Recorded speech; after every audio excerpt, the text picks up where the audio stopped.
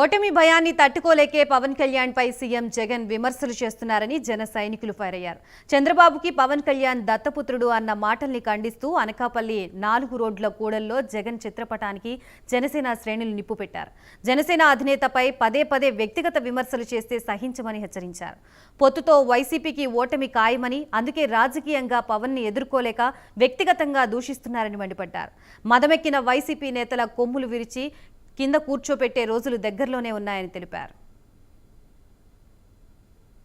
జగన్మోహన్ రెడ్డి గారు మరి అక్కడ ప్రభుత్వ కార్యక్రమం అని చెప్పని ఏర్పాటు చేసి డ్వాక్రా మహిళల్ని, కాలేజీ విద్యార్థుల్ని, సామాన్య ప్రజానికాన్ని అందరినీ కూడా వాలంటీర్ల ద్వారా తరలించిన తర్వాత అక్కడ మైకుల ముందు మరి ఎప్పుడైతే పవన్ కళ్యాణ్ గారి రాష్ట్రంలో రాబోయే ఎన్నికల్లో పొత్తులుంటాయని చెప్పని అనౌన్స్ చేశారో ఆ రోజు నుంచి తాడేపల్లి ప్యాలెస్లో ఉన్నటువంటి జగన్మోహన్ రెడ్డికి నిద్ర పట్టడం లేదు.